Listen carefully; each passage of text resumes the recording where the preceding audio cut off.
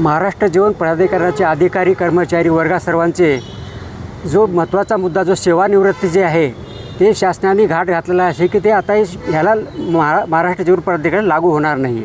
तर ही अतिशय निषेधात्मक बाब आहे.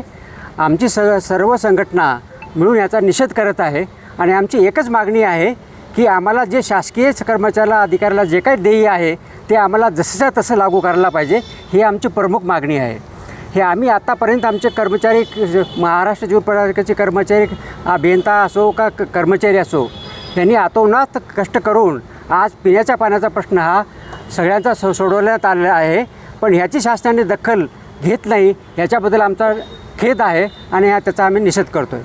जर आपली मागणी आज मान्य झाली नाही तर काय आपली पुढील भूमिका राहणार? ही आमची भूमिका अशी आहे, कायमस्वरूपी जोपर्यंत आमची मागणी मान्य होणार नाही तो आमचे धरणं हे बंद होणार नाहीत.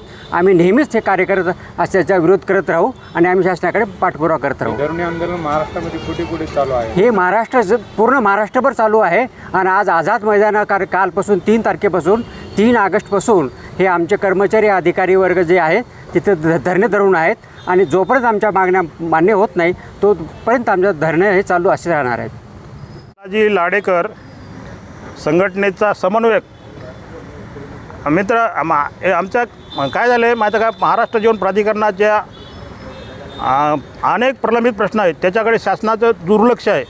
1/16पासूनचा 7वा वेतन आयोग असो की पुढच्या जे शासनाला जे काही मिळते ते सर्व प्राधिकरणाला लागू आहे असं सुरुवातीला सांगितलं, परंतु आता पुढे चालढकल करत आहेत आणि ते न देण्याचा काय करता येईल हे पाहिलेत.